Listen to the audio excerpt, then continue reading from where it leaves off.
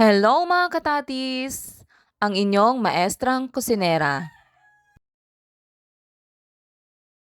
Tara at magdi-DIY na naman nga tayo. Heto at magnanachos tayo for today's video. Heto na yung ating mga ingredients. Hindi tayo gagamit ng pork. Ang gagamitin ko ay yung Argentina giniling. Yung nasa lata. Yung kasi yung available sa amin ngayon. Nagisa-gisa lang tayo niyan at heto naman nakikisabayan pa talaga yung mga manok. Isunod naman yung ating cheese sauce. Naglagay lang ako dyan ng butter, lalagyan ko ng konting flour, at paghahalu-haluin yan and later on lalagyan na natin ng gatas at ng grated cheese. Dito sa niluluto kong ito, tansya-tansya lang talaga to, no? Kasi kami lang naman yung kakain. At itong cheese sauce na to, pwede nyo naman lagyan nung cheese whiz or ng food coloring.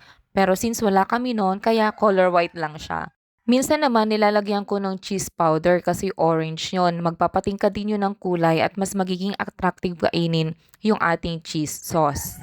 Para naman sa ating mayo garlic sauce, syempre meron tayong mayonnaise, konting sugar, garlic powder, pepper, asin at konting vinegar.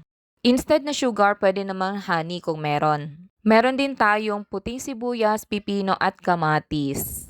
Mawawala ba naman yung chips? Syempre nandyan yan, no? Na-prepare ko na yung kay Easy, gusto niya cheese sauce lang. At heto naman yung para sa amin, syempre, completos ricados. Yun lang. Thank you for watching.